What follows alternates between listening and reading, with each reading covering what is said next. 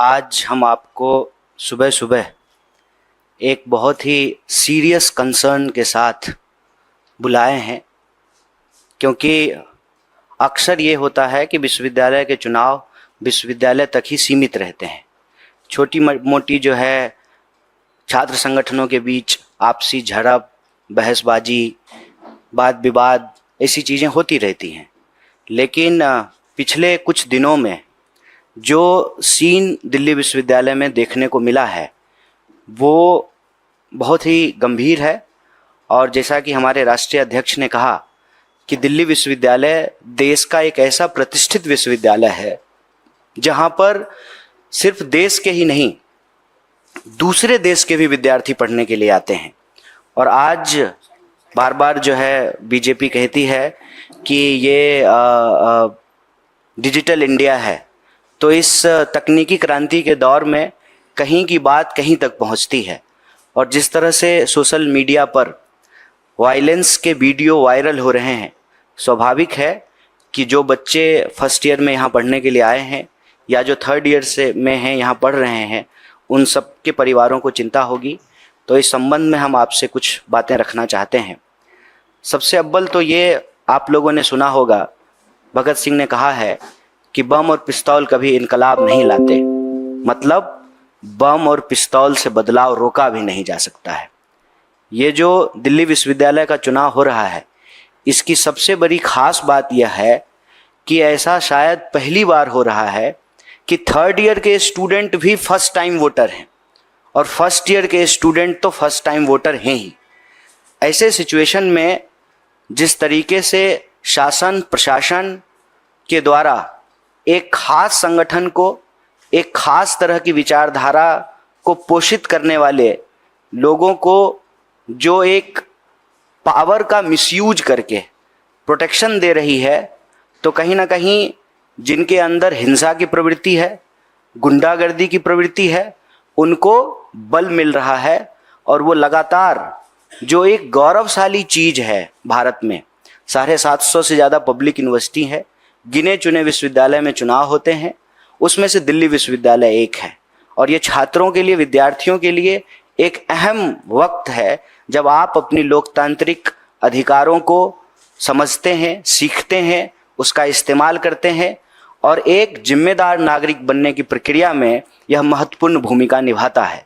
ऐसे में इस पूरी की पूरी प्रक्रिया को डिस्टर्ब क्यों किया जा रहा है, यह हमको समझना चाहिए।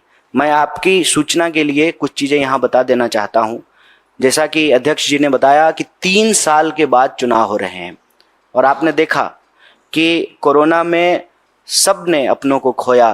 कोरोना जो है एक गंभीर चुनौती थी, लेकिन कोरोना जो है कब महामारी है और कब बहाना है, ये सरकार अपने तरीके से तय करती है।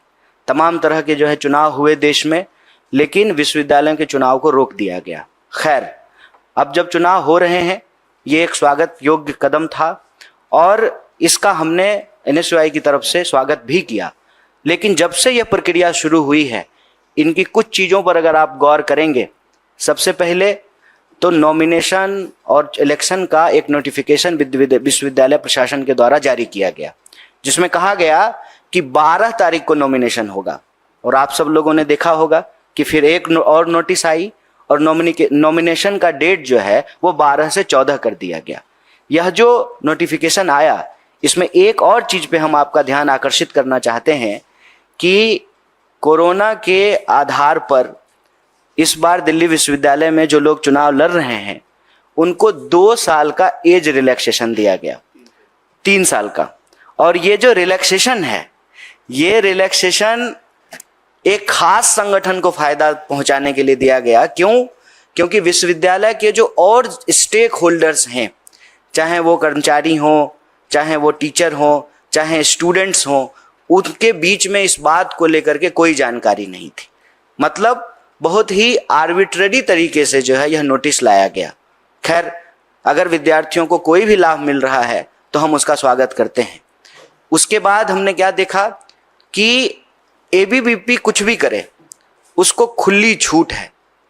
मतलब पुलिस की मौजूदगी में दूसरे संगठनों के, खास करके जैसा कि आप जानते हैं दिल्ली विश्वविद्यालय के चुनाव और दिल्ली विश्वविद्यालय में एक एक विद्यार्थी इस बात को जानता है कि एबीवीपी का पिछले 4 सालों की जो अराजकता है उस पर कोई पूर्ण विराम लगा सकता है तो वह एनएसयूआई है। तो खास करके एनएसयूआई के जो वर्कर हैं, जो लोग एनएसयूआई के लिए प्रचार कर रहे हैं, समर्थक हैं, उनको डिस्टर्ब किया जाना शुरू हुआ। वो सामान्य तौर पे अगर अपने कॉलेज में हैं, कॉलेज के बाहर हैं, तो जो है उनकी अवैध गिरफ्तारियां शुरू हुई, पोस्टर फाड़े गए। और ये बात हम सिर्फ चुनाव के कॉन्टेक्स्ट में नहीं कर रहे हैं। पिछले कुछ दिनों में अगर आप देखेंगे तो लगातार दिल्ली विश्वविद्यालय में एबीवीपी के समर्थक या एबीवीपी के लोग खुलेआम हिंसा करते हुए, गुंडागर्दी करते हुए पाए जाएंगे। आप सब लोगों ने भी देखा होगा कि किस तरीके से वो कॉलेज का गेट तोड़ रहे हैं, किस तरीके से जो है गर्ल्स हॉस्टल में जबरदस्ती गेट के ऊपर चढ़ करके घुस रहे हैं, किस तरीके से जो गर्ल्स कॉलेज का फेस्ट है उसमें घुस करके डिस्टरबेंस कर रहे हैं, किस तरीके से आम विद्यार्थियों को परेशान किया जा रहा है, डराया जा रहा है, धमकाया जा रहा है। चुनाव प्रचार करने के नाम पर जो गर्ल स्टूडेंट हैं उनके साथ छेड़छाड़ जैसी स्थिति जो है पैदा की जा रही है। तो ये जो पूरा का पूरा वातावरण है वो दिल्ली विश्वविद्यालय की प्रतिष्ठा को कलंकित करता है। यह एक गौरवशाली विश्वविद्यालय है और जब जैसा कि हमने आपको कहा कि डिजिटल वर्ल्ड में हर जगह की बात हर जगह पहुंचती है, तो ये हमारे देश के मान सम्मान से जुड़ा हुआ सवाल है। और देखिए सबसे इसमें खतरनाक बात क्या है कि कहते हैं ना कि चोरी और सीना जोड़ी, खुद वायलेंस कर रहे हैं, गेट तोड़ रहे हैं, विश्वविद्यालय कॉलेजों में जबरदस्ती घुस रहे हैं, दूसरे संगठन के जो वर्कर हैं उनको पीट रहे हैं, पुलिस जो है जबरदस्ती उनको डिटेन कर रही है।